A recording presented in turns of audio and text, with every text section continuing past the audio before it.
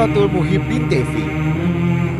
Allah يتغشاهم بالرحمة والمغفرة ويعيد علينا من بركاتهم وأسرارهم وأنوارهم وعلومهم في الدين والدنيا والآخرة على هذه النية وعلى كل نية صالحة جامعة شاملة لخيرات الدنيا والآخرة وإلى حضرة النبي محمد صلى الله عليه وسلم وآله الكرام. الفاتحة. أعوذ بالله من الشيطان الرجيم. بسم الله الرحمن الرحيم. الحمد لله رب العالمين الرحمن الرحيم مالك يوم الدين إياك نعبد وإياك نستعين اهدنا الصراط المستقيم صراط الذين أنعمت عليهم غير المغضوب عليهم ولا الضالين آمين. السلام عليكم ورحمة الله وبركاته. الحمد لله الذي جمعنا في هذا المكان.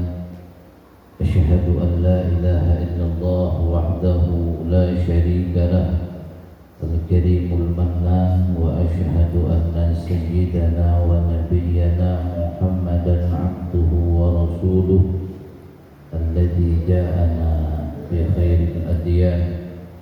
اللهم صل وسلم وبارك على سيدنا مولانا محمد سيد ولد عدنان وعلى آله وأصحابه ذوي القلوب والعرفان.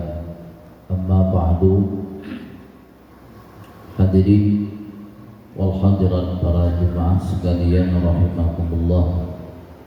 Pertama-tama marilah senantiasa kita panjatkan puji beserta rasa syukur kita kehadirat Allah Subhanahu wa taala yang sampai saat ini kita masih berkesempatan hadir di rutinitas kita dalam rangka untuk meningkatkan kualitas diri kita di hadapan Allah Subhanahu wa taala dengan mempelajari ilmu yang diwajibkan bagi kita. Salawat dan salam selalu kita haturkan kehadiran baginda Nabi kita Muhammad sallallahu alaihi wasallam, dan juga tidak lupa kepada para keluarga, para istri, sahabat, dzurriyyah dan para pengikut-pengikut mereka sampai hari kiamat tiba nantinya. Qala al-muallif rahimahullah wa nafa'ana bi'ulumihi bid-darain amin. Syekh Abu Samad Al-Balimbani berkata di dalam kitab panduan kita, ketahui olehmu hai talib. Kita ulangi sedikit. Ketahui olehmu hai talib bahwasanya bagi orang yang menuntut ilmu itu 3 perkara. Jadi kita harus mengerti dan harus memahami untuk apa ilmu kita pelajari, untuk apa ilmu itu kita kaji, agar kita jangan termasuk orang-orang yang celaka, agar jangan sampai kita termasuk orang-orang yang tidak mendapatkan keberuntungan. Karena kata beliau ada 3 kriteria seseorang apabila dihadapkan dengan menuntut ilmu. Jadi kata beliau, ketahui olehmu wahai talib, orang yang belajar, bahwasanya bagi orang yang menuntut ilmu itu 3 perkara. Pertama, seseorang yang menuntut ilmu karena jadi ilmunya itu bekal di dalam akhirat dan tiada menghendaki dia melainkan karena Allah Subhanahu wa ta'ala dan negeri akhirat. Ini bagian yang pertama, macam-macam orang yang menuntut ilmu, yaitu mereka yang belajar ilmu, yang mencari ilmu tujuannya adalah untuk mendapatkan ridha Allah dan untuk agar supaya mendapatkan kehidupan yang bahagia di negeri akhirat. Mereka mencari ilmu tujuannya agar bisa menjadi bekal untuk agar supaya kehidupan akhirat lebih baik.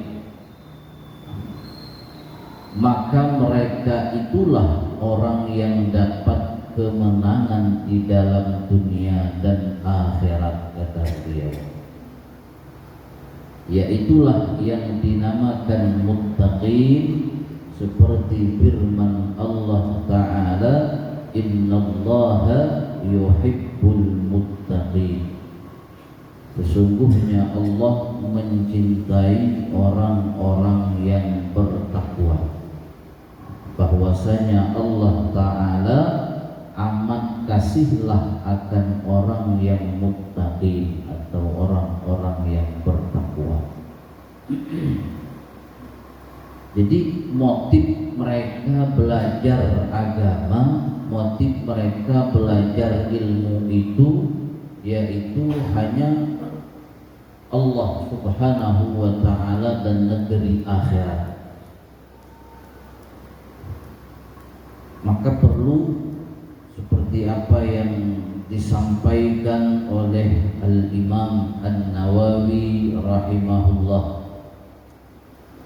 Nama beliau Abu Zakaria Yahya bin Sharaf An-Nawawi Ad-Dimashqi yang hidup di abad 631 sampai 676 Hijriah.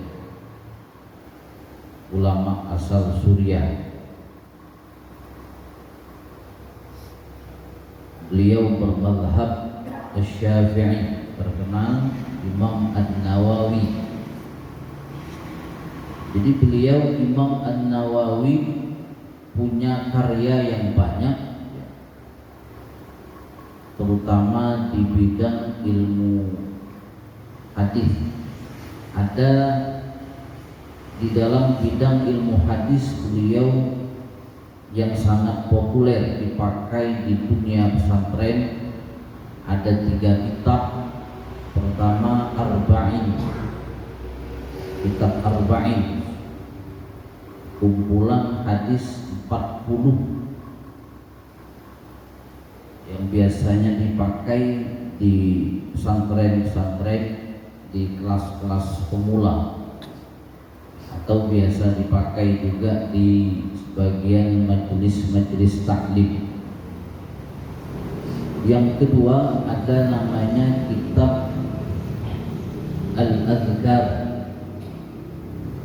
kumpulan hadis-hadis tentang zikir-zikir yang dikarang oleh Imam An-Nawawi, yang menjadi rujukan Ahlus Sunnah wal Jamaah di dalam berzikir. Apakah zikir setelah sholat ataupun zikir siang dan malam, yang mengambil dari hadis-hadis Rasul Sallallahu Alaihi Wasallam. Itu ada namanya Al-Adhkar An-Nawawi yang dikarang oleh Imam An-Nawawi.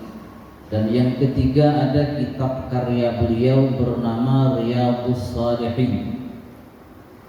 Riyadhus Shalihin, kumpulan hadis-hadis berbagai macam bab-bab yang beliau tulis dan hadis beserta ayat-ayat Al-Quran. Nah, yang menarik dari 3 kitab tersebut, di awal-awal kitab beliau memulainya dengan hadis innamal a'malu binniyat. Sesungguhnya amal perbuatan itu tergantung dengan niat. Beliau prioritaskan niat terlebih dahulu. Jadi sebelum melangkah kepada sesuatu perbuatan, beliau memprioritaskan, memberikan perhatian lebih tentang urusan-urusan niat. Kenapa? Sebabnya untuk mengingatkan siapa saja yang ingin mencari ilmu agar meluruskan niat jangan sampai salah. Makanya di awal kitab beliau yang 3 tadi semuanya diawali dengan hadis yang sama. Sesungguhnya segala amal perbuatan itu tergantung dengan niatnya. Kalau niatnya benar, maka perbuatan itu akan berbuah benar. Kalau perbuatan itu diawali dengan niat yang salah, maka akan berujung kesalahan.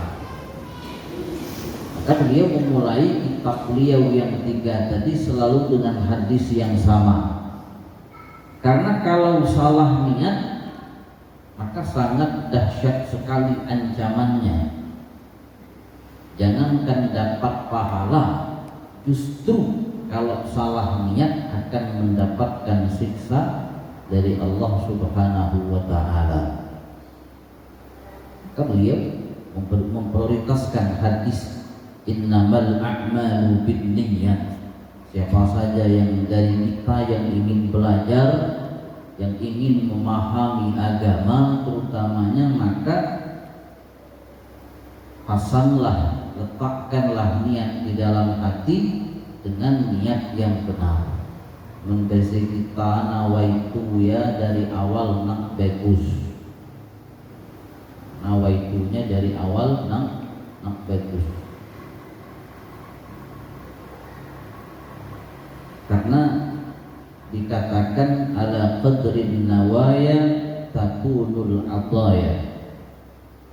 Pemberian Allah Subhanahu wa ta'ala itu tergantung niat kita. Tergantung niat kita. Dan niat itu ada di dalam hati. Sementara pandangan Allah tertuju ke hati kita. Hati kita itu tempat pandangan Allah Subhanahu wa ta'ala. Kalau hati kita bagus, maka pemberian Allah secara khusus akan Allah berikan. Tapi kalau hati kita tidak bagus, hati kita salah nawaitunya, salah niatnya, maka Allah tidak akan memberikan pemberian khususnya kepada kita.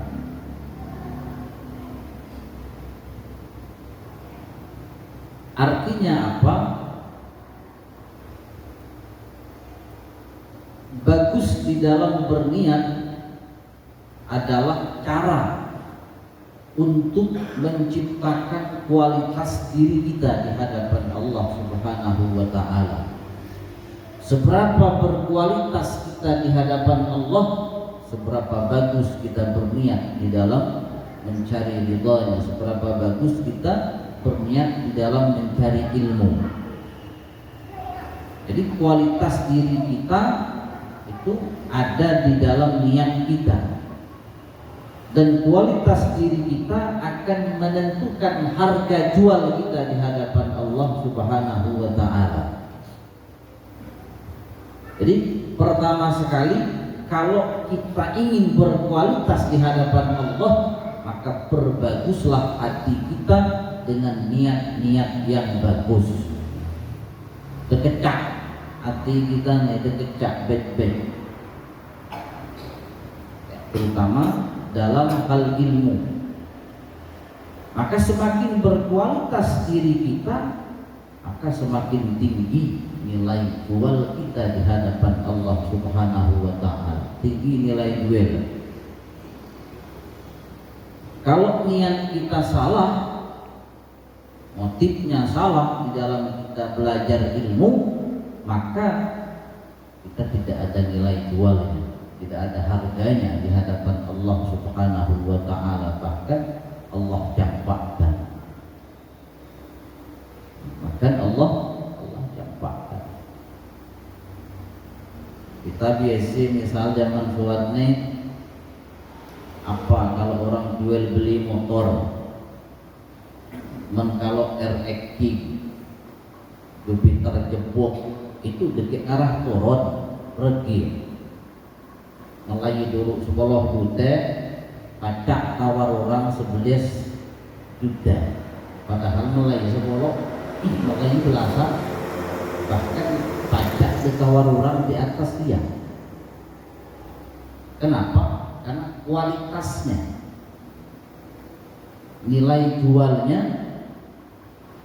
dia turun, dia murah di pasaran. Kenapa? Karena kualitasnya. Begitu juga kalau kita berkualitas di hadapan Allah Subhanahu wa taala, orang lain pada turun harganya, pada tidak ada harganya, kita tetap tinggi nilai jualnya di hadapan Allah Subhanahu wa taala. Ialah putih. Kalau kita diri kita yang berkualitas, di hadapan Allah akan ada nilai jualnya. Tapi kalau harga kita tidak ada, nilai jual kita tidak ada, di dalam mencari ilmu kita salah niatnya, maka kita akan dicampakkan oleh Allah Subhanahu wa taala. Maka sangat benar apa yang disampaikan oleh Imam An-Nawawi rahimahullah di dalam 3 kitab beliau selalu mengawali dengan hadis yang sama tentang bagaimana kita menciptakan niat-niat yang baik di dalam belajar ilmu ataupun mencari ilmu.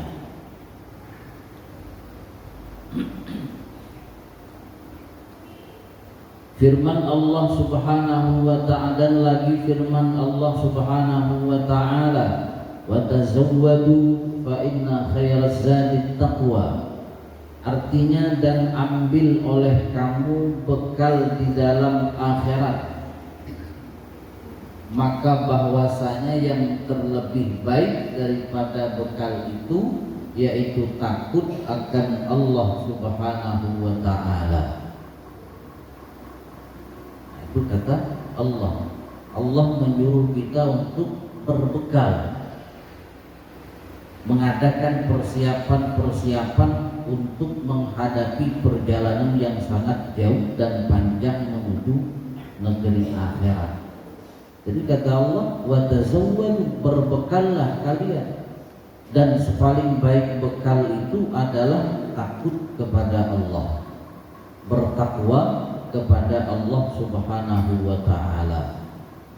Bermula makna takwa itu yaitu mengerjakan taat dan menjauh akan maksiat, seperti yang lagi tersebut mana makna takwa itu di dalam kitab insyaallah. Bacaan insyaallah itu seharusnya nun dan shin itu dipisah.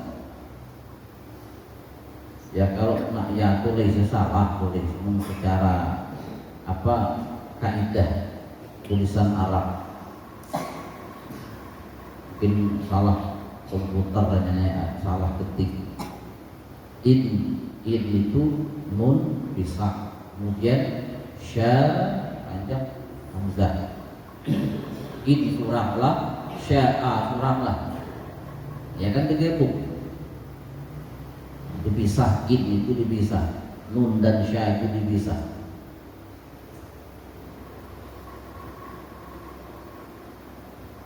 Itu kata beliau, makna takwa mengerjakan perintah Allah dan menjauhkan segala maksiat.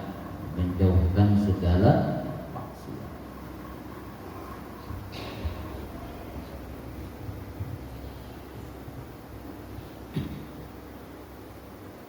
Sementara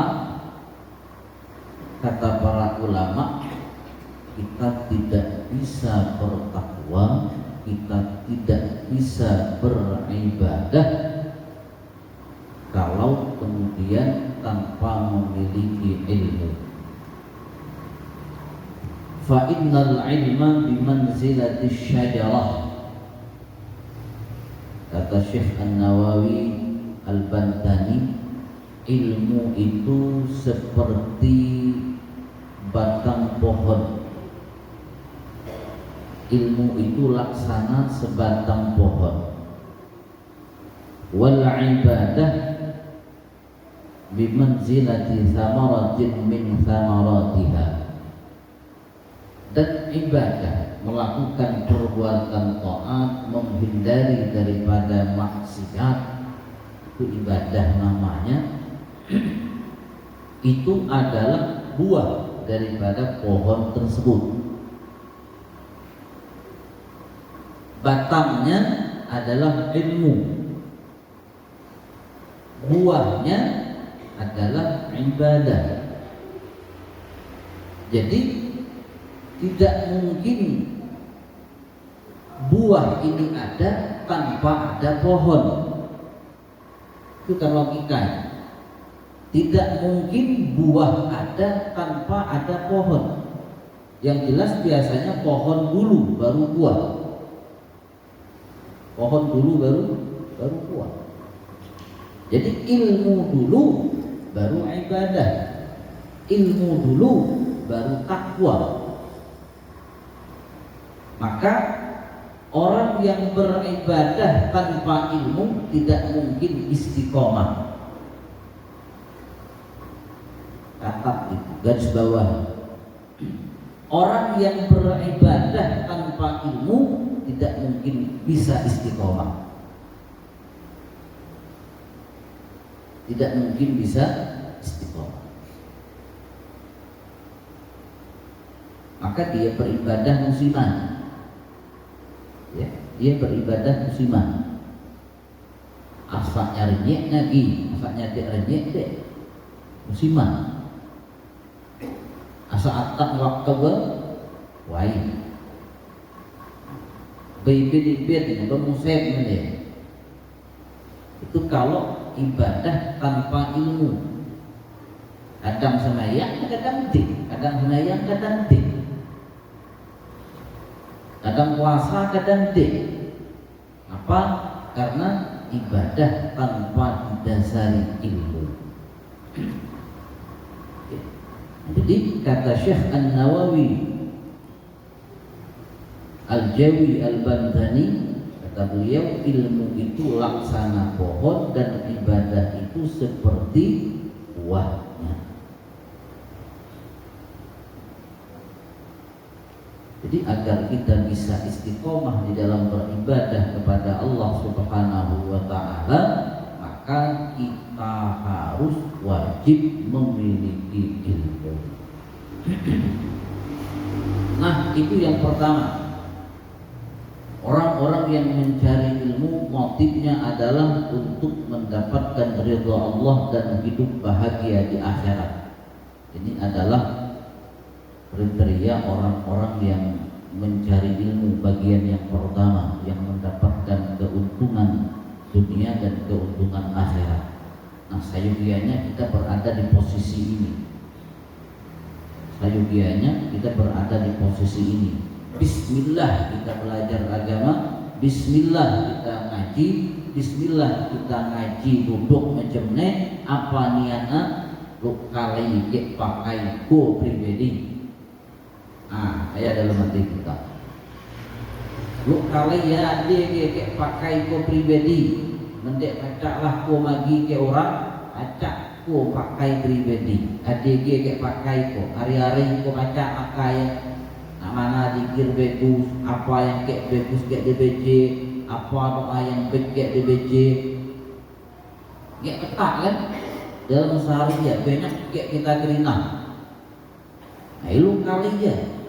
Bismillah kita duduk, Bismillah kita pesantren, masuk anak kita ke pesantren. Apa niatnya? Supaya adik pakai pribadinya lu kali. Nah, ketika ilmu tadi tidak bermanfaat untuk dirinya, barokah untuk dirinya, maka ada jalan bermanfaat bagi orang lain, pajak lagi ke orang, pajak mati orang. Nah, itu yang pertama. Lu kali pakai kita nanya kurang lebih bahasa kita, supaya kita selamat, ya, supaya kita selamat. Itu lebih dari ya. Masalah urusan dunianya Tuhan baca cara, Tuhan tahu gali. Tuhan tahu gali. Yang penting nawa itu kita pasang baik-baik. Nah, dia kayak pakai. Nya bahagia kalau kita ibadah dengan ilmu itu tidak pacak dikisah. Makna rasanya, karena rasanya di hati. Kita semayang nyaman, berzikir nyaman, buah dari ilmu kita tadi. Bahagianya tidak bisa dibandingkan dengan bahagia orang yang mendapatkan dunia. Maka kata kita tadi, kita katakan belajarlah ilmu, nawaitunya untuk dipakai sendiri terlebih dahulu, kayak pakai sholat. Maka insya Allah kita akan selamat. Kemudian yang kedua, kriteria seseorang yang menuntut ilmu karena menolong akan kehendakinya di dalam dunia, dan karena dapat kemuliaan dan kemegahan, dan karena dapat harta. Ini yang kedua, motifnya adalah untuk mencari dunia, untuk mengumpulkan kemuliaan dan kemegahan dunia. Motifnya bukan untuk mendapatkan ridha Allah, bukan untuk agar supaya dirinya selamat dunia akhirat. Justru dengan ilmu tadi dia ingin mengumpulkan harta dunia, dia ingin mengumpulkan kemegahan dunia. Itu motifnya ada. Ya. Sebagian orang ada seperti itu. Na'udzubillah. Ya. Mesat ilmu, kali ilmu agama ataupun ilmu-ilmu yang lain, motifnya untuk mengumpulkan harta di dunia supaya dirinya selamat dari azab Allah, supaya dirinya selamat daripada siksa nerakanya Allah Subhanahu wa ta'ala, supaya dirinya selamat dari kemurkaan Allah. Dede bang artinya dede. Tidak terlintas di dalam hatinya hal-hal yang seperti itu. Maka mereka itu akan kosotnya sama dengan maksud dan tujuannya, serta diketahuinya akan jahat kelakuannya itu. Maka ini adalah niat yang tidak bagus. Maka lalu mati dia, mati misal di dalam mencari ilmu dengan niat yang tidak bagus, dengan tiada taubat daripada perbuatannya itu, maka mereka itu mati dalam maksiat, lagi durhagalah mereka itu. Mati dalam keadaan maksiat kalau salah niat. Kalau salah maka sangat berbahaya ya, kalau kemudian artinya niat kita salah. Maka seperti dikatakan para ulama, kalau sampai salah bukan pahala yang akan kita dapat, justru siksa. Ya, justru siksa.